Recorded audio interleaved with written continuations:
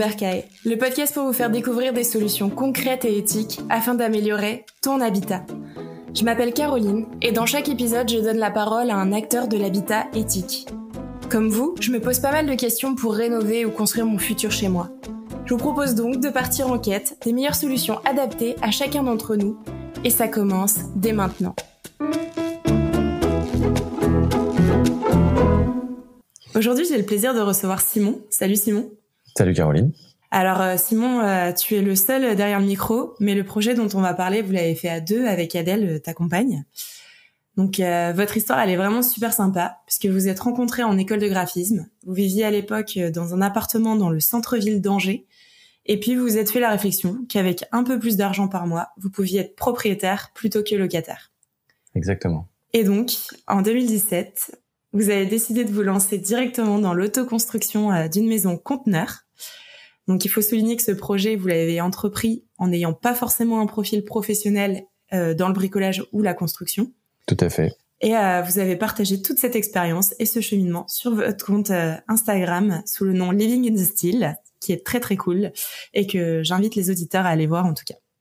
C'est gentil. Est-ce que j'ai tout bon jusqu'ici, Simon ? Oui, tu es très bien renseignée, Caroline. On est bon. Parfait. On est bon. Eh ben écoute, je te propose de commencer cet épisode directement par notre petit jeu d'une vérité et d'un mensonge sur la thématique des maisons conteneurs. Est-ce que tu peux me donner les deux affirmations et puis à moi de trouver la vraie de la fausse? Eh bien écoute, les deux affirmations sont donc est-ce que tout le monde peut le faire? Oui. Et est-ce que c'est plus simple à réaliser qu'une maison classique? Alors, eh ben écoute, comme je vais partir du postulat que de ce que tu m'as raconté, en tout cas en dehors de cet épisode, que vous avez commencé de zéro, du coup, pour réaliser cette maison en autoconstruction.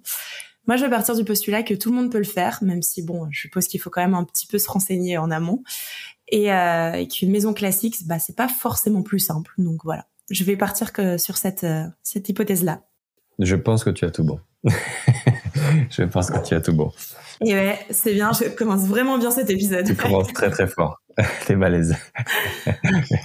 Mais oui, c'était ce que nous disaient pas mal les gens sur Instagram, qu'il fallait être courageux, mais c'est ce qu'on disait, c'est qu'il faut surtout être un peu naïf, et au final, je pense que tout le monde peut le faire facilement. Si on a réussi à le faire, je pense que tout le monde peut le faire, effectivement. Ouais. Et garder ce côté naïf parfois. Sûrement, ouais. Il faut faire des choses qu'on n'avait pas vraiment imaginées. Ouais, c'est ça. Ok, trop bien. Eh ben c'est parfait. Merci pour ces affirmations. Au moins ça nous permet de mettre directement le pied dans le sujet et pour mettre aussi, pour une meilleure compréhension aussi pour nos éditeurs. C'est peut-être une question toute bête. Mais est-ce que tu peux juste nous dire qu'est-ce que c'est une maison conteneur et rapidement, pourquoi cette idée de construire avec des conteneurs en fait? Ok. Qu'est-ce que c'est une maison conteneur? C'est une maison qui est faite, en fait la structure est faite à partir de conteneurs maritimes. Donc c'est des conteneurs je pense que tout le monde voit, mais pour préciser, c'est des conteneurs qui servent pour le transport maritime sur les cargos. Et en fait, ces conteneurs-là, quand ils ont passé une vingtaine d'années en mer, ils sont plus aptes à faire du transport maritime. Et du coup, ils sont revendus ou donnés même. Il y en a beaucoup qui partent en Afrique pour de l'humanitaire. Mais certains sont revendus pour faire typiquement, pas forcément des maisons conteneurs, mais pour en faire autre chose. Okay. Et donc, on se sert de ces conteneurs-là qui sont dits de dernier voyage pour faire notre maison, tout simplement. Donc, c'est des conteneurs qui ont 20 ans, nous, les nôtres, ils ont été fabriqués en Californie. Ok. Et voilà, ils sont arrivés à Rabelais. Après 20 ans de tour du globe. Voilà. Et j'ai oublié la deuxième partie de ta question, je suis désolé. Eh ben, juste, pourquoi partir, en fait, sur cette idée de conteneur? En fait, c'est assez atypique, quand même. On s'imagine pas toujours, directement partir avec ça, donc. Non, en fait, il y a plusieurs raisons. La première, je dirais que ce qui nous a fait connaître les conteneurs, c'est qu'on voulait ouvrir un bar avec Adèle, du coup, ma conjointe et puis un ami à l'époque. Bar qui n'a jamais vu le jour. Pour X raisons, mais du coup on avait déjà toutes les infos sur les conteneurs et leur structure et la taille que ça faisait. Enfin, on avait déjà beaucoup d'informations. Ça nous semblait plus simple parce que un conteneur ça tient debout tout seul. A priori, il y a pas besoin de réfléchir à une structure porteuse, quoi. Et puis il y avait le côté écologique et économique qui était quand même assez intéressant pour nous. On n'avait pas une enveloppe budgétaire énorme parce qu'à l'époque on empruntait avec des petits salaires. Et puis l'aspect écologique de recycler du coup des conteneurs qui sont en fin de vie et qui peuvent en fait avoir une deuxième vie derrière sans problème. Ok. Voilà, je pense avoir fait le tour. Ok, c'est bien comme ça, tu t'anticipais un peu ma prochaine question, de savoir un peu les intérêts d'une maison conteneur. Donc il y a effectivement le fait de réemployer, et donc un peu l'aspect aussi écologique. Ouais. Économique un petit peu du coup. Alors économique un petit peu, c'était en tout cas valable à l'époque où nous on l'a fait. Aujourd'hui, je saurais pas trop te dire parce qu'on s'est pas trop renseigné, mais des échos qu'on a eu des gens qui nous suivent sur Instagram ou des gens qu'on connaît qui sont concernés un peu par la chose. Et même en fait par les médias, le coût du transport maritime a explosé avec le Covid et du coup le prix des containers aussi a explosé a priori. On a entendu que le prix avait été multiplié par 2 voire par 3, ce qui du coup économiquement je pense pas que ce soit encore viable de faire avec des conteneurs. Après peut-être parce que tous les autres matériaux ont explosé donc quelque part peut-être que les conteneurs ont moins augmenté que le reste, mais il faudrait faire les calculs. Ça, c'est une question à laquelle j'ai pas forcément la réponse. Ok. Ouais. Et est-ce que tu vois d'autres intérêts en fait à ce type de maison est-ce que, je sais pas, la rapidité peut-être de construction ou quoi que ce soit, est-ce la rapidité, ouais. Après l'aspect modulaire, je pense. Enfin, il y a pas mal de. Je pense que c'est surtout l'aspect modulaire qui est intéressant. Enfin, peut-être pas pour une maison. Pas forcément pour nous, parce qu'au final, si on voulait agrandir la maison, ce serait tout aussi compliqué que si on avait une maison en briques, en parpaing ou en bois. Et je sais qu'il y a pas mal je sais qu'il y a des cités étudiantes qui se font en conteneur et où en fait c'est fabriqué, chaque conteneur est aménagé en usine. Okay. Et après ils sont assemblés sur le chantier. Oui, donc en fait tout est déjà prêt. Voilà, c'est comme du préfabriqué quoi. Et du coup en termes j'imagine de coût, ça doit être hyper intéressant, et en termes de rapidité d'assemblage derrière aussi, parce que tout est pas regroupé au même endroit, ça peut être fait à plusieurs endroits et après regroupé. Donc je pense que ça c'est aussi un des intérêts, l'aspect modulaire de la maison conteneur. Ok. Donc chaque petite structure est un peu indépendante quoi. Ok.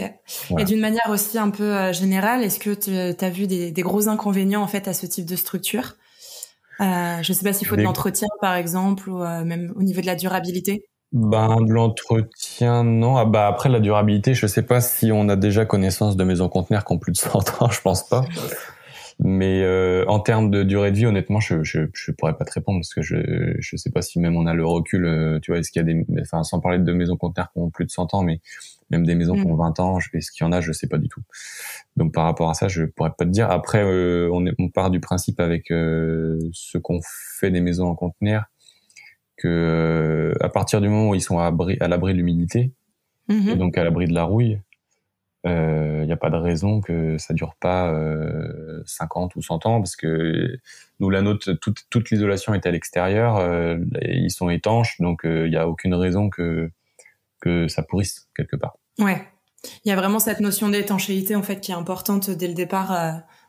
Oui, et puis alors ça peut-être je m'avance un peu, mais il me semble qu'à l'époque dans les recherches qu'on avait faites, en fait l'acier qui est employé pour faire les conteneurs, c'est de l'acier Corten, et c'est un acier un peu particulier.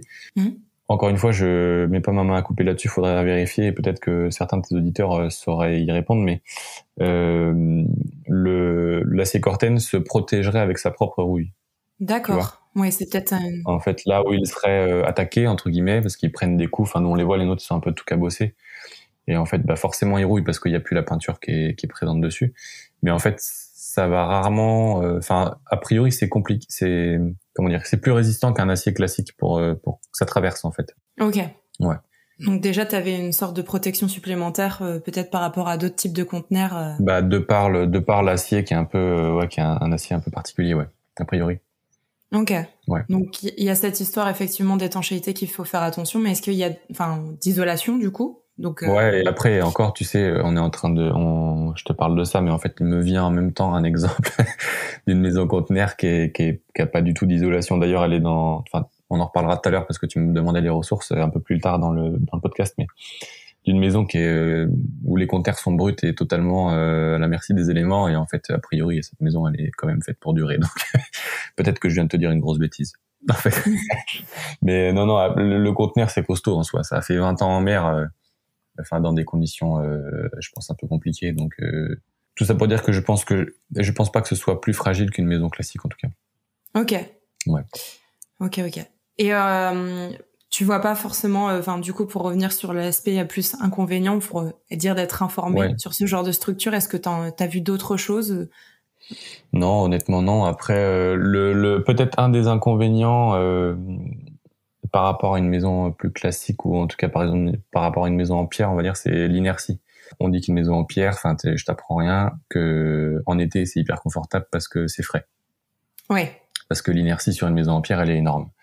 Et à contrario, une maison conteneur, étant donné que la cloison en elle-même, elle fait 2 mm et demi, sans parler d'isolation évidemment, mais la cloison du conteneur c'est 2 mm et demi, forcément il n'y a pas la même inertie.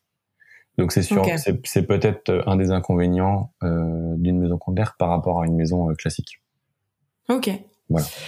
Et j'ai une question, moi c'est plus à titre personnel, je me posais la question, est-ce que le fait que du coup on est sur une largeur fixe, est-ce que ça peut être un problème aussi au niveau des dimensionnements quand on a envie de créer des espaces à l'intérieur, le fait que la largeur elle est assez étroite? Ouais, c'est sûr que c'est une contrainte, et c'est pas tellement la largeur du conteneur en soi qui était une contrainte, c'est surtout que si tu veux par exemple si tu veux je vais prendre un exemple, si tu veux une maison avec 3 chambres et qu'en fait tu te dis je ferais bien une chambre en plus, si tu veux le faire en conteneur c'est direct 28 mètres carrés.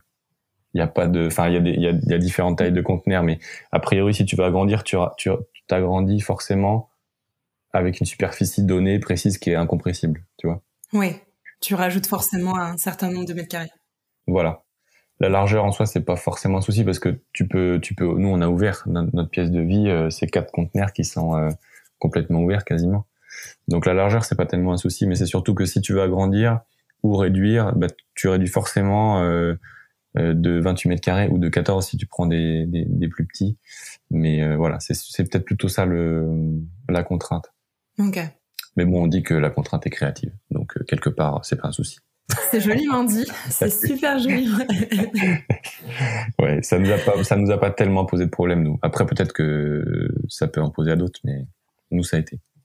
Ok, ça marche. Tu sais que je vais te piquer cette phrase, la contrainte est créative. Alors faut rendre à César ce qui appartient à César. C'était une prof d'art plastique qui nous avait appris cette jolie cette phrase. Chantal, si tu nous entends, voilà. Voilà, Chantal, je vous citerai. Trop intéressant. Ok. Et écoute, j'aimerais bien qu'on se focus un peu peut-être sur la partie plutôt du coup autoconstruction, tout l'investissement personnel et que vous avez mis aussi là-dedans. Ouais, allons-y. En fait, j'aimerais savoir aussi quel a été justement cet investissement dans l'autoconstruction d'une maison conteneur en termes de temps passé, en termes de technicité, formation. Comment ça s'est passé en fait dans votre expérience, quoi? Alors nous, si on reprend chronologique, tu le disais en introduction, mais du coup le projet il a réellement commencé en 2017. On a mis à peu près 1 an à étudier le projet. On va pas rentrer tout en détail, mais en gros de trouver les financements, trouver les conteneurs, trouver ce qu'on pouvait faire nous-mêmes, ce qu'on pouvait pas faire nous-mêmes. Enfin voilà, mettre le projet sur pied, on va dire. Et les conteneurs, ils sont arrivés en décembre 2018. À partir de là, nous, on a mis 2 ans à plein temps, quasiment, sur la réalisation du chantier pour aménager du coup de décembre 2020. Ok. Donc ça, c'est pour la temporalité. Et puis depuis, on y est encore un peu tout le temps. Enfin, en gros, on peut compter qu'on a mis encore à peu près 1 année en plus pour la finir réellement. Ça, c'est en termes de temps. Après, en termes de formation, comme tu le disais aussi en introduction, nous, on avait 0 base. Enfin, moi, je savais tenir une visseuse, mais je m'étais jamais servi d'une meuleuse, par exemple. un métier un peu primordial pour une maison conteneur. Et on a appris sur le tas, comme on dit, hein. Donc, merci YouTube. Merci YouTube, merci les bouquins. Et puis, évidemment, les conseils d'artisans qu'on connaissait ou qu'on a connu de par le chantier aussi. Et, vous avez fait cette démarche d'aller contacter des artisans pour leur demander des conseils ou ce genre de choses en fait, ou c'était plus des connaissances? C'était plutôt des connaissances, ouais. C'était plutôt des connaissances. Et après, on a quand même fait, enfin, faut aussi être honnête, on n'a pas tout fait nous-mêmes. Il y a des choses qu'on a fait faire, notamment les fondations de la maison. Ouais. Parce que ça demande des outils, enfin, une pelleteuse, on n'a pas de pelleteuse, tu vois, donc voilà. Ouais, à un moment donné, il faut savoir déléguer. Voilà, exactement. Et pour la partie électricité, plomberie, en fait, on a fait intervenir des artisans, mais qu'on a aidé. Ok. Bon, on a fait ensemble, même si évidemment les artisans en ont fait plus que nous, mais on était là on a fait les tâcherons quoi sur la partie eau, électricité. Et tout ça pour dire quoi, je sais plus. Puis dans un sens, ça vous a aussi formé en fait de le faire. Et voilà, c'est ça, ouais. Et c'est comme ça qu'on s'est formé. Et voilà. Bon, après, c'est ce qu'on dit souvent, c'est que c'est pas parce que t'as fait une chose une fois que t'es bon. Donc ça suffit pas pour être totalement compétent dans tout, surtout qu'on a abordé quand même quasiment tous les aspects de la construction d'une maison. Mm-hmm. Et que chaque métier a ses particularités, chaque corps de métier a ses particularités et ses difficultés. Donc ce serait totalement prétentieux de dire qu'on est compétent dans tout, c'est absolument pas le cas. Mais on a un peu appris de tout, quoi. Enfin, sur tous les corps de métier. Ouais. Ok, trop bien. Où est-ce que vous avez trouvé les conteneurs? Est-ce que c'est facile à trouver? Est-ce qu'il y a différents modèles? C'est assez facile à trouver. Nous, le premier contact qu'on avait eu, on l'avait trouvé complètement par hasard sur le port de Brest, il me semble. Mm-hmm. On se baladait, on était parti en week-end à Brest et on se baladait sur le port et il y avait un petit flocage sur un des conteneurs du nom de l'entreprise qu'on pouvait contacter pour acheter des conteneurs en direct. Donc c'était un gars au téléphone. Enfin, concrètement, on peut acheter un conteneur comme on achète une paire de chaussures ou une bagnole. Hein. Il y a des sites internet, il y a des commerciaux. Enfin voilà, c'est un vrai business accessible à tout le monde, quoi. Ok. Et puis voilà, ouais, sur internet ou en direct dans les ports. Nous, les nôtres, ils viennent donc je disais, ils ont été fabriqués en Californie, mais on les a achetés, ils venaient du port du Havre. Ok. Voilà. Ouais, effectivement, c'est peut-être plus simple si on veut aller les voir ou choses comme ça au niveau des modèles peut-être. Alors, est-ce qu'il y a différents modèles? Il y a différents modèles, ouais, exactement, ouais. Il y a différents modèles. Après, les plus courants, c'est ceux qu'on a nous, du coup. C'est des 40 pieds, c'est taille internationale. Donc, c'est 40 pieds, ça fait 12 mètres de long. Ok. À peu près 2 mètres 40 de large. Mais sinon, ceux qui sont aussi pas mal courants, c'est la moitié de ça, c'est des 20 pieds, donc ça fait 6 mètres. Ok. Et après, c'est standardisé. Après, t'as différentes hauteurs. Donc, t'as les iCube. Donc, iCube, ils sont plus hauts. Nous, c'est ce qu'on a pris parce que ça permettait de garder une bonne hauteur sous plafond. Et en général, pour les maisons conteneurs, on conseille de prendre des iCube parce que ça fait 2,80 m de hauteur sous plafond, entre guillemets, alors que les classiques, ils font 2,50 m.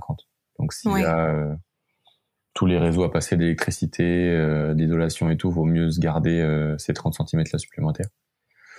Et après, je sais qu'il y a un tas d'autres types de conteneurs, mais pour des maisons qui sont peut-être moins intéressants. Je sais qu'il y a des conteneurs bennes, il y a des conteneurs citernes, mais bon, pour une maison, ça a moins d'intérêt, quoi. Ok. Ouais. Je m'étais dit, j'avais une question. On en a parlé tout à l'heure, donc sur l'aspect écologique et réemploi, en fait, l'intérêt d'utiliser en fait des conteneurs aussi pour faire sa maison. En faisant des petites recherches, j'ai vu qu'on pouvait acheter aussi du neuf, des conteneurs neufs. Est-ce que pour vous en tout cas c'était une éventualité ou est-ce que vous vous êtes dit en fait non, l'intérêt c'est de partir sur du réemploi, mais est-ce qu'il n'y a pas eu cette crainte entre guillemets que entre un neuf et un qui a vécu peut-être 20 ans sur des bateaux et voilà au niveau de la technicité quoi? Ouais, bah alors effectivement nous la question elle s'est jamais posée dans la mesure où du coup l'aspect écologique de prendre un conteneur neuf pour faire une maison du coup c'est plus du tout le cas.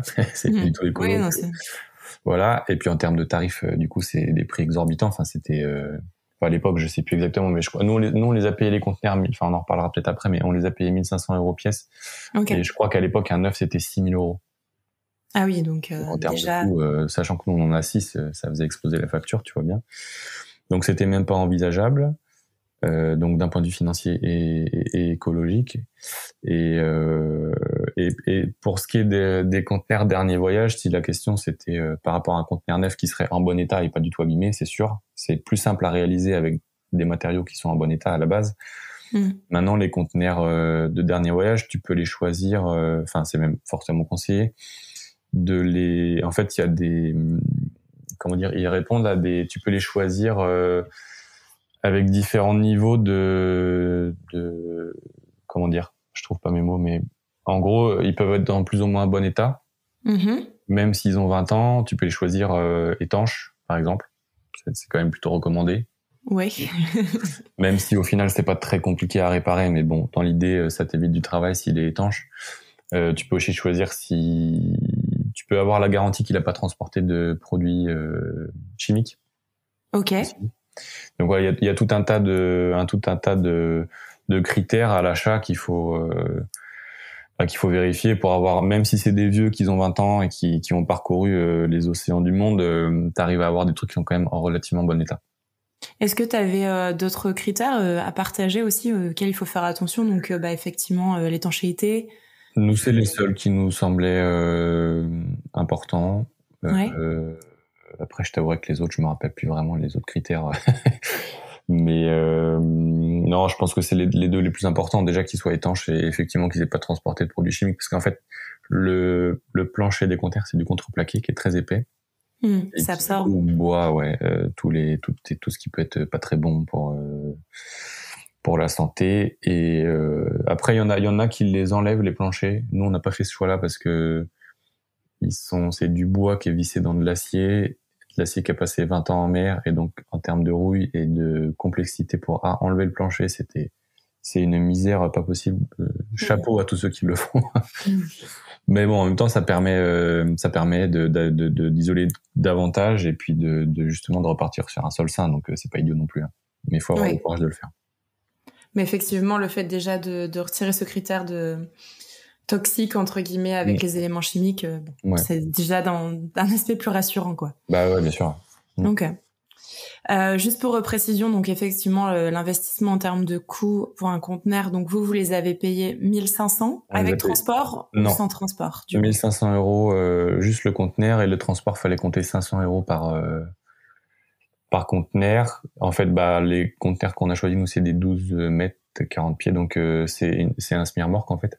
Ok. Donc si tu fais venir ton conteneur, il faut faire venir un semi-remorque. Donc c'était 500 € par conteneur en plus. Donc en gros, les conteneurs ils nous ont coûté 2000 € pièce avec le transport, et en plus de ça, il fallait compter le grutage. Oui.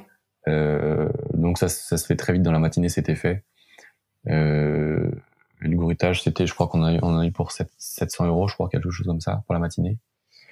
Et après, il faut quand même prévoir, pour ceux qui prévoient de le faire, que les conteneurs, s'il faut passer tous les réseaux d'évacuation et d'arrivée d'eau et d'électricité et tout ça, donc il faut percer les planchers avant de poser le conteneur sur place. Ce qui paraît en fait logique, mais c'est vrai qu'il faut y penser. Il faut y penser parce que du coup, le conteneur, il arrive, donc le grutier, il le prend sur le camion. Puis toi, tu vas avec ta petite meuleuse découper ton trou que t'as pris la cote avant où il fallait percer. Et après, tu mets ça sur ton. Nous, en l'occurrence, c'était une dalle sur un vide sanitaire. Donc ça aussi, il faut l'anticiper. Mais du coup, ça rajoute du temps au grutage, parce que du coup, le conteneur, il est pendant un quart d'heure, 20 minutes en l'air avant d'être posé. Ouais, le temps de couper. C'est toi qui as fait les découpes ou est-ce que... Oui. Ouais, on l'a fait ensemble. Enfin, on avait fait venir plein de copains parce qu'on savait pas trop comment ça allait se passer. Et on voulait assurer le coup. Mais au final, 2 personnes suffisent largement. Mais oui, c'est nous qui l'avions fait. Ouais. D'ailleurs, on avait la meuleuse qui avait cramé au premier conteneur. Heureusement, on avait prévu 2, mais il faut prévoir du bon matos. S'il y a un conseil primordial, c'est qu'il faut prévoir du bon matos. Ouais. Non, ça devait être une expérience assez atypique de se retrouver en dessous d'un conteneur avec une grue à côté et à percer. C'était assez stressant.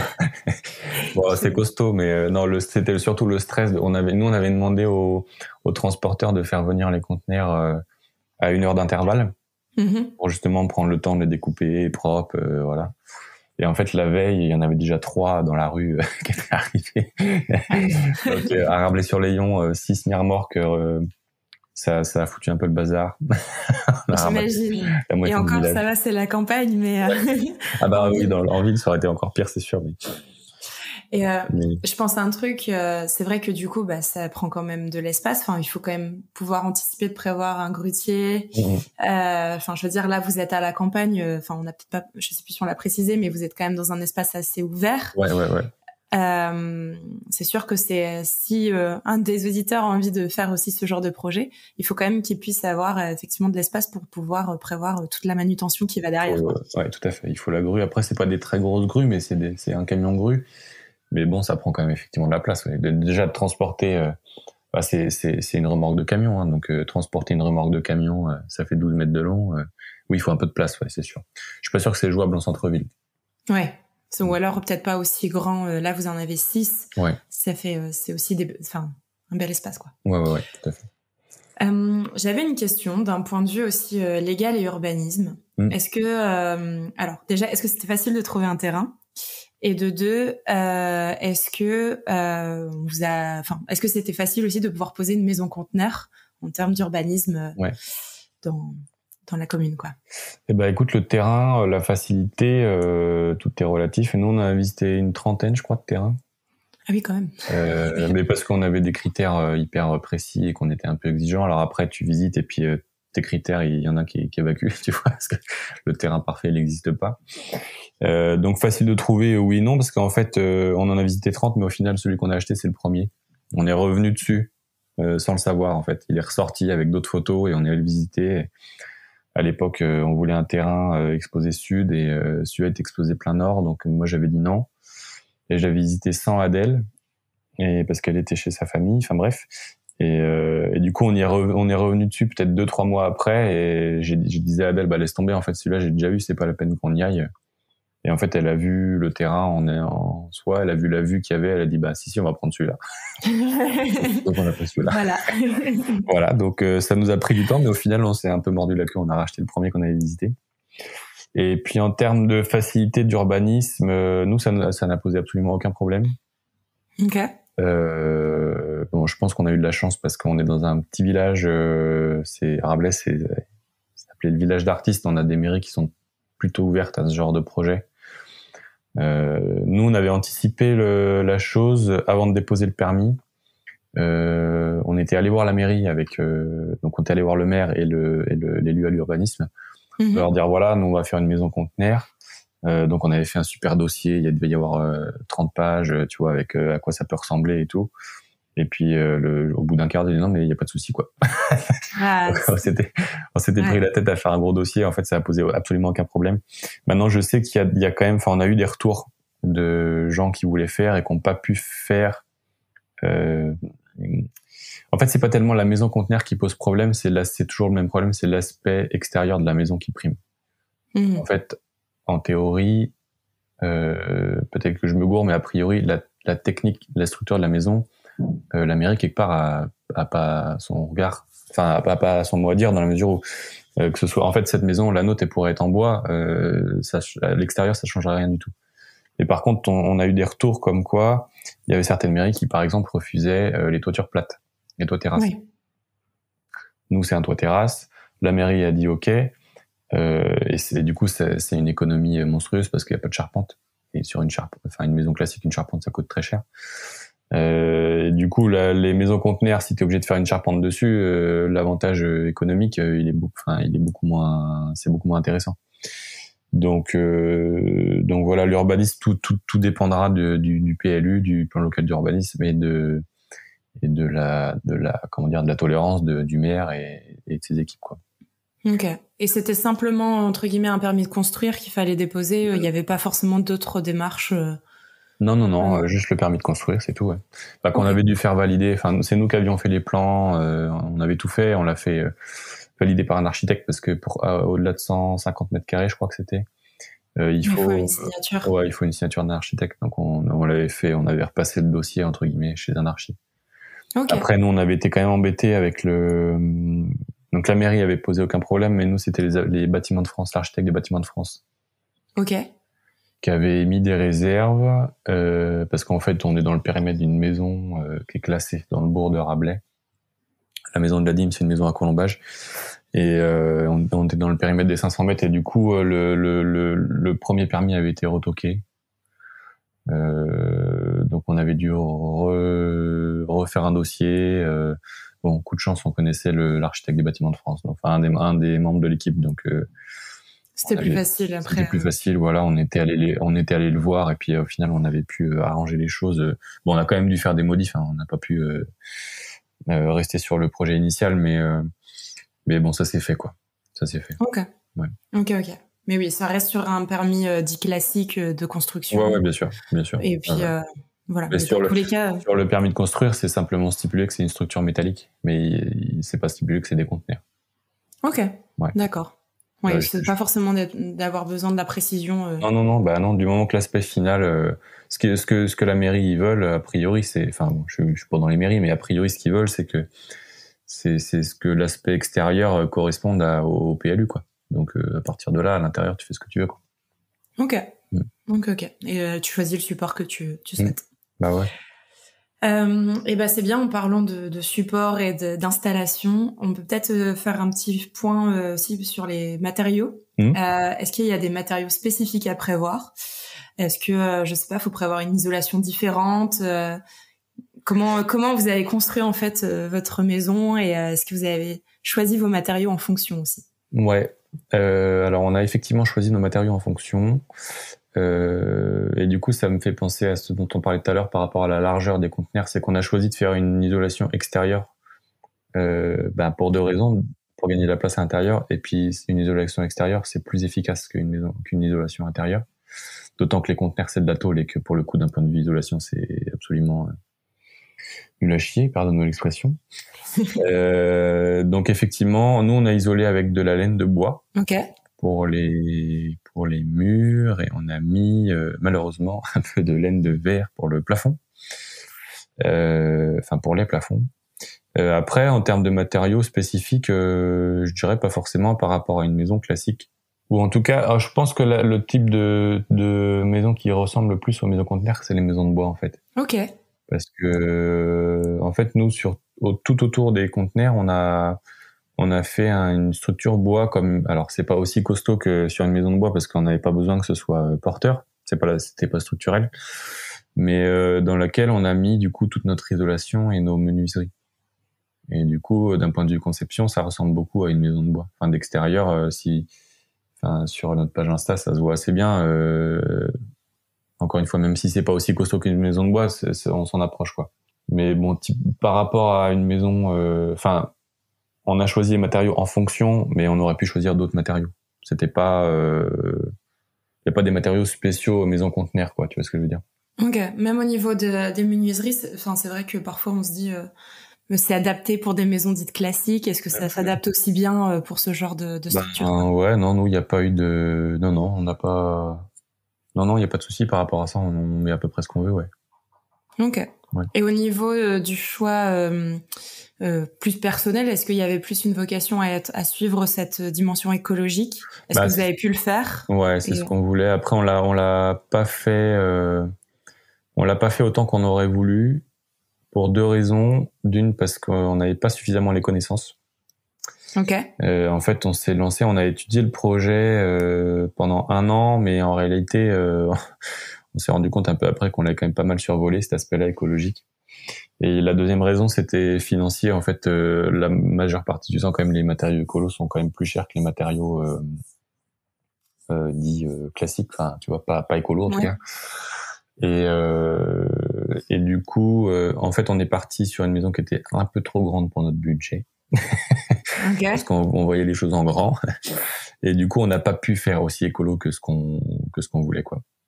Donc, elle est écolo, oui, sur certains aspects, mais il y a d'autres aspects où on aurait aimé qu'elle le soit davantage. Notamment, ce que je disais à l'instant, là, sur l'isolation en laine de verre, ça, d'un point de vue écologique, c'est une catastrophe. On a fait des grosses fondations en béton, en parpaing, ça, pareil, écologiquement, c'est quand même pas terrible. On a mis du placo-plâtre, écologiquement, c'est aussi une catastrophe. Enfin bon, tu vois, il y a plein de choses comme ça mais en fait, on a mûri le projet, enfin, comment dire. Donc, la prochaine maison qu'on fera, elle sera bien plus écolo, et en fait, cette maison nous a permis de voir les erreurs à ne plus faire. Voilà, exactement. Et qu'est-ce que c'est qu'une vraie maison écolo, quoi. Donc la nôtre, elle l'est en partie, mais je dirais qu'en réalité, elle l'est c'est compliqué de sortir des chiffres, mais on va dire qu'elle est à 50% écolo, quoi. Par sa structure aussi, le fait de réemployer même le... Après, on a quand même fait les choses bien dans le sens où on répond à la RT 2012 et on est classé A partout. Enfin, on est au taquet par rapport à ça, mais de la RT 2012, tu vois, pas de la RT 2020, donc la réglementation thermique. Nous, on était assujettis à celle de 2012. Donc, vous avez suivi un peu toutes ces directives-là enfin, vous êtes figé là-dessus pour construire la maison, du coup. Bah, c'était même, je dirais, notre, pas notre Bible, mais tu vois, notre fil conducteur.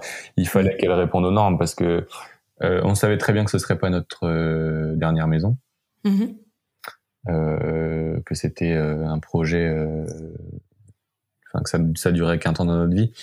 Et donc, on pensait à revente. Et en fait, dès la conception, on a pensé à la revente. Et du coup, il fallait absolument répondre aux normes. C'était indispensable parce que sinon, une maison qui répond pas à la RT 2012, c'est pas que tu peux pas la vendre, mais c'est quand même très compliqué. Et dans la mesure où, en plus, c'était de l'autoconstruction, si tu dis à tes acheteurs, bon, elle répond pas aux normes, mais sinon qu'ils l'avont fait, ils vont avoir du mal à te faire confiance. Que par contre, si tu dis, on l'a fait, mais par contre, on répond à toutes les normes, a priori, bon, c'est déjà ça d'acquis, quoi. Ok. Ouais. Est-ce que, pour petite précision, parce que on parle de tout à l'heure du fait qu'elle soit assez grande, est-ce que tu peux repréciser un peu le nombre de mètres carrés ou la surface, et puis peut-être un peu l'ensemble des pièces qui la composent, quoi, pour qu'on s'imagine un petit peu. Bon, on pourra aussi le visionner sur le compte Living in the Steel, mais. Ben écoute, en tout, du coup, on a fait venir 6 containers de 40 pieds, donc ça nous fait à peu près 160 mètres carrés de maison. Ok. On en a 4 au rez-de-chaussée et 2 à l'étage. D'accord. Donc au rez-de-chaussée, on a une grande pièce de vie qui fait à peu près 60 mètres carrés, un peu plus, avec cuisine, salon. Là-dedans, je compte l'entrée aussi. Et puis ensuite, au rez-de-chaussée, on a 2 chambres, une salle de bain, une toilette évidemment, et puis on a deux petits espaces, une petite arrière-cuisine et puis un sas qui mène au garage. Le garage qui lui est fait en parpaing. On parlait de l'écologie de cette maison. Au final, le garage en parpaing, c'est raté. Et du coup, à l'étage, on a comme au rez-de-chaussée 2 chambres, une salle de bain et un toilette. Donc ça nous fait en tout 4 chambres et 2 salles de bain. Ok. Et pour une surface, tu m'as dit 260 mètres carrés. Ok. Ouais, donc c'est déjà une belle structure, effectivement. Ouais. C'est pas immense, mais c'est déjà, ça fait déjà une belle maison, ouais. Ok, trop bien. Est-ce que tu vois d'autres choses à repréciser sur la partie autoconstruction, maison conteneur, des choses qu'on n'aurait pas évoquées, qui te semblent pertinentes? Qui me semblent pertinentes, je pense qu'il faut savoir s'entourer. Aussi bien de gens compétents techniquement que de gens qui seraient un soutien moral et psychologique. Parce que c'est quand même pas rien. On sait qu'il y a beaucoup de gens qui se séparent lors d'autoconstruction, des couples qui se séparent. Donc je pense qu'il faut être quand même assez bien installé dans ton couple et surtout savoir s'entourer, quoi. Et aussi, il y a un truc qui est important, je pense, c'est de réussir à prendre des pauses, tu vois. C'est quand même énorme comme enfin, nous, on comparait souvent ça à la création d'une entreprise, en fait, parce que il y a des contraintes budgétaires. Alors, il n'y a pas la même obligation de rentabilité, mais il y a des normes à respecter. Ça prend un temps pas possible. Enfin, voilà. Et je pense qu'il faut savoir s'entourer et prendre le temps pour soi aussi de temps en temps. De pouvoir couper du chantier, quoi. Ouais. Parce que tu mets un toit sur ta tête et c'est quand même une grosse pression, quoi. Psychologiquement. Ouais. Donc savoir s'entourer, je pense que c'est primordial, ouais. Ok. Comment vous avez réussi à faire un peu ces soupapes là avec Adèle, du coup je pense que déjà tous les deux on s'entend bien a priori. On est quand même très amoureux l'un de l'autre et puis après nous c'est aussi c'est aussi une philosophie de vie, quoi, tu vois, si on fait le parallèle avec le travail c'est important, c'est sûr, mais il faut aussi savoir profiter de la vie, quoi. Et du coup je pense qu'on l'a pas mal transposé dans la construction de cette maison, quoi. Parce qu'on n'hésitait pas à partir en week-end de temps en temps. Enfin, Adèle, elle est de Bretagne, donc on allait souvent. On n'est pas beaucoup partis en vacances, mais on se permettait des sorties, des petits week-ends en Bretagne ou ailleurs, histoire de couper, de dire bon là on sature. Surtout qu'on était. Enfin, Adèle, elle travaillait en plus. Moi, j'avais plus de temps, mais Adèle, elle travaillait en plus du chantier. Et du coup, pour elle, c'était quand même... Enfin, elle travaillait de nuit, donc elle rentrait à 3-4 heures du mat, enchaîner le chantier à 10 heures, partir à 16 heures au boulot, et tu vois, ainsi de suite, tous les jours. Oui, c'est un rythme de vie assez, assez dense, quoi. C'était un peu hardcore, donc on a même vécu un peu en caravane à une époque, donc bon, tout ça fait que... en fait, on a très bien vécu le confinement, parce que ça nous a obligés à rien faire pendant 2 mois, et en fait, ça permet de souffler, quoi. Ouais. Je pense que c'est très important, quitte à ce que ça prenne un peu plus de temps, que le chantier prenne un peu plus de temps, mais au moins d'aller au bout, quoi. Parce que si tu fais ça la tête dans le guidon du début à la fin, c'est un bon moyen pour péter un câble, je pense. C'est vraiment d'avoir un peu la moralité, d'avoir une gestion un peu du chantier sur le long terme, avoir la vision sur le long terme et de se dire que ok, c'est ok de s'arrêter, quoi. Ouais, c'est ok si ça prend 2 mois de plus, parce qu'en fait peut-être t'iras au bout, quoi. Ouais, c'est ça. Et avec, si possible, avec la personne avec qui tu as commencé le chantier, quoi. Voilà, c'est mieux.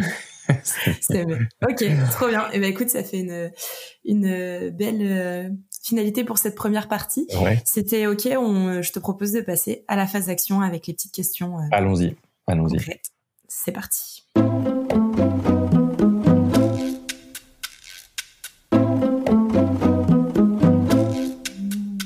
Nos éditeurs, ils ont un projet du coup de maison conteneur. J'ai une question très concrète. Qu'est-ce que tu leur conseilles? Une première question à se poser, une première action très concrète à ce que tu pourrais leur partager. Alors je vais parler de notre exemple, mais parce que a priori c'est nous que ça concerne, mais il faut prendre le temps avant de se lancer, de se renseigner, faut pas partir au hasard, quoi. Nous, c'est un peu ce qu'on avait fait, parce qu'on était très pressé de le faire, et on a laissé beaucoup de choses un peu en suspens en disant bon allez, on verra ça plus tard, le jour J. Mais en fait, je pense que c'était un peu une connerie. Il faut tout anticiper. Alors c'est pas facile parce que même si t'anticipes tout, il reste toujours des choses que t'as pas prévues. Voilà. Ouais. Mais ouais, bien prendre le temps de préparer le projet en amont, avant de se lancer tête baissée, à moins d'avoir des capacités techniques hors du commun, peut-être. Ça les gens sont peut-être pas à l'abri de ça, mais en tout cas nous, pour notre cas où on n'y connaissait absolument rien, si tu te rencardes pas un minimum en avance, ça peut vite être compliqué. On a beaucoup fait de bêtises. qu'on a récupéré évidemment, mais je veux dire, on a perdu beaucoup de temps à faire des conneries qu'on aurait pu éviter si avant on s'était davantage renseigné, quoi.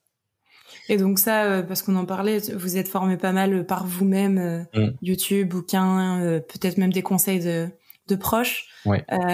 Quand tu dis d'essayer de se rencarder un maximum, est-ce que ça veut peut-être dire d'aller plus voir vers des professionnels ou des acteurs les professionnels. Après, les professionnels, avec toutes les connaissances qu'ils ont sur la partie conteneur précisément, vu que c'est quand même quelque chose qui est un peu atypique, qu'on voit pas beaucoup. Il y en a beaucoup qui nous ont dit c'est pas, je sais pas, ou en tout cas qui voulaient pas s'engager, tu vois. Ouais. Parce que effectivement il y a pas le recul sur le truc, donc tu t'en rends compte en allant voir d'autres autoconstructeurs de maisons conteneurs, c'est qu'en fait il y a un type de construction par personne qui a fait sa maison, quoi, quasiment. Tu vois, chacun a sa méthode, quoi, en fonction des conseils qu'ils ont trouvés à droite à gauche. Donc ce serait peut-être de contacter justement ces personnes qui ont monté ce genre de maison pour au moins voir un peu chacune des méthodes et compiler peut-être l'ensemble pour voir la meilleure méthode. Ah ouais, tout à fait. Ouais. Non, mais ça peut être peut-être un premier conseil, effectivement, quoi. De juste avoir la vision de ce que ça représente aussi. Mais c'est un conseil qui est pas facile à mettre en place parce que en fait tu sais pas forcément quoi chercher quand t'es pas du métier, tu penses avoir fait le tour de la question et puis en final tu te rends compte que non, parce que en fait tu savais pas ce qu'il fallait chercher et où aller choper la réponse. Donc c'est pas facile. C'est pas facile à mettre en place. Ok. Ouais. Mais ouais, peut-être déjà contacter des gens comme vous, hein, qui avaient construit. Oui. Nous, je sais qu'on a beaucoup eu de questions. Beaucoup de personnes nous ont posé des questions justement là-dessus. Ouais, j'imagine. Ouais. Ok. Et une autre de mes questions, c'est plus personnelle du coup. Et je sais que ça change un petit peu pour vous actuellement. Dans ta vision ou dans votre vision avec Adèle, du coup, dans le meilleur des mondes, c'est quoi ton bercail idéal, Simon? Notre bercail idéal, là, on est parti sur un autre bercail qui va être beaucoup plus petit. Je sais pas si c'est le bercail idéal, mais du coup là, on part en camion, si c'est à ça que tu voulais faire illusion. Donc, on va avoir une toute petite maison en tôle aussi, mais beaucoup plus petit. Mais je pense que le vrai bercail idéal, moi, si on va au bout de la réflexion, nous, ça serait clairement une roulotte. Une roulotte tirée par des chevaux, ça nous ferait vraiment kiffer. Mais avant d'en arriver à ce point-là extrême, déjà une petite maison paille-bois, terre, tu vois, qui fasse 50 mètres carrés ou 60, autonome, tu vois, en énergie, en comment dire, en mince, en eau, en tout ça, ça serait notre bercail idéal, ça. Autonome et une maison biodégradable, quoi, quelque part. Ok, qui laisse pas forcément une trace derrière. Exactement. Après, tiens. Exactement. Okay. Ouais. Ok. Hâte, peut-être qu'il y aura d'autres projets du coup qui vont fleurir. Inch'Allah. On verra, ça serait pas mal. C'est l'idée. Très bien. Trop bien. Ouais. J'ai toujours une petite question aussi, si tu as des sources pour t'informer, du coup, pour aider les auditeurs, pardon. J'allais dire téléspectateurs, je me crois déjà à la télé. Allons-y. Sur les podcasts, la newsletter, chaîne, livre, je sais pas si tu as d'autres... Nous, on a beaucoup, comme je te disais tout à l'heure, bossé avec des bouquins et des chaînes YouTube. Ouais. Les chaînes YouTube qui sont souvent en lien avec les comptes Instagram, donc...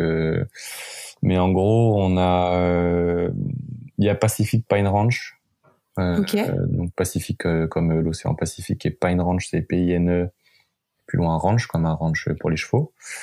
C'est Vaillant et Jessica qui font leur maison dans l'Oregon, aux États-Unis, une maison conteneur, une sacrée grosse maison conteneur sur un terrain qui est sublime, dans la forêt en bordure d'océan Pacifique du coup. Et c'est cool parce que là ils sont en plein dans la construction. Enfin, ils ont commencé il y a un moment. On avait un peu échangé à une époque ensemble. On était même censé aller les voir sur un projet de voyage aux États-Unis, qui a été avorté. Mais bref, on désespère pas d'aller les voir un jour. Mais du coup, faut aller les voir. Ce qu'ils font, c'est hyper chouette. Ils travaillent, c'est hyper propre ce qu'ils font. Et ça donne un bel exemple de maison conteneur qui a vraiment de la gueule, quoi. Ok. Il y a ça, je t'en ai sorti plein des références, donc vas-y. Ensuite, il y a une autre chaîne YouTube qui c'est Demos Kratos. Peut-être que tu connais, c'est un gars qui fait à la base c'est une chaîne qui est plutôt typée politique, écologie, et en fait il fait sa maison conteneur en autoconstruction aussi. Ok. Et du coup, c'est aussi pas mal parce qu'il est en plein dedans, donc ça permet de voir comment ça se fait, quoi. Kratos, c'est avec un K. Ok, tu viens de préciser. Voilà. Il y a une chaîne qui est d'enfer aussi. C'est comme un pingouin dans le désert. J'aime beaucoup le nom. Ouais. C'était un couple qui ont auto-construit aussi leur petite maison, du coup qui s'approche pas mal du bercail idéal dont je parlais un instant là, une petite maison pour le coup hyper écolo. Et eux, c'est pareil, ils bossent hyper bien, c'est hyper propre, il y a rien à dire, et ils sont pas du tout avares en conseil, et il y a beaucoup d'explications sur un tas de domaines différents, et c'est vraiment très très chouette. Voilà. Et puis une dernière chaîne YouTube, c'est l'Archipel. Ok. Alors là, c'est des formats qui sont un peu plus longs, parce que en général, c'est des vidéos qui durent au moins 1 heure, 1h30, voire même 2 heures pour certaines. Ok. Et là, ils rentrent vraiment dans le détail de, pareil, tout ce qui est maison écolo, et pas que, ça concerne aussi le jardin, et puis la préservation de la planète au sens très large, quoi. Et puis du coup, en bouquin, je t'ai sorti 5 bouquins. Donc il y a un bouquin qui s'appelle Low Tech, Rustica Édition. Bon, il n'y a pas la vidéo, mais du coup, ça te permet de voir Ok. C'est à l'envers peut-être. Non, ça va, je le vois. Bon, c'est là dans le bon sens. De Clément Chabot et Pierre-Alain Lévesque, et ça c'est la bible des technologies low-tech. C'est hyper chouette. C'est un bouquin, c'est une chaîne YouTube, ils ont un site internet aussi. C'est hyper complet, il y a plein de choses, c'est vraiment hyper intéressant. Il y a ça. Ensuite, il y a un bouquin qui s'appelle La Maison Résiliente de Didier Flippo et Rémi Richard. Ok. Voilà, pour apprendre à faire une belle maison résiliente. Ok. Donc là, si je raconte pas de bêtises, ça fait un moment, mais je crois que c'est sur une maison, ça. C'est une maison qu'ils ont refait. Ouais, je crois que c'est ça. Il y a Autoconstruire sa maison en bois autonome. Ok. Donc comme ça, on a vraiment. Voilà, de Dominique Guillot aux éditions Une Mère.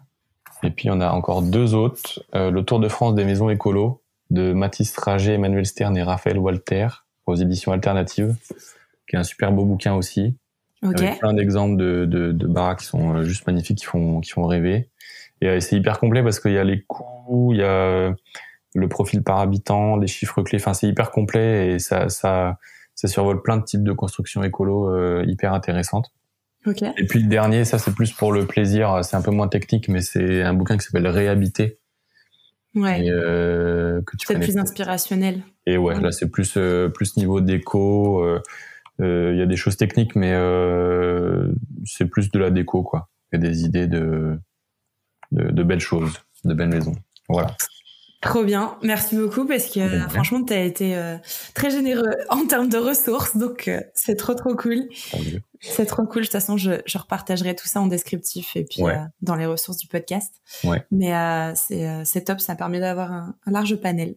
Ouais. Il y a un dernier bouquin, mais je peux pas te le montrer là parce qu'on l'a prêté à des copains, mais qui s'appelle Construire sa maison en conteneur. Ok. Qui était un peu la référence, qui a été. Nous, on l'avait acheté la première édition. Là, il y a une édition qui est ressortie, qui a été augmentée. Ok. Donc c'est là, on l'a pas vu, mais la première, elle était pas mal. Elle survole beaucoup de choses, mais elle rentre pas vraiment dans les détails, mais c'est pas mal. C'était une bonne base de travail. Nous, ça nous a bien servi pour notre maison. Ok. Ouais. Bah, je te renverrai la référence. Du coup, les titres exacts, je l'ai plus exactement parce que je te dis, je l'ai prêté.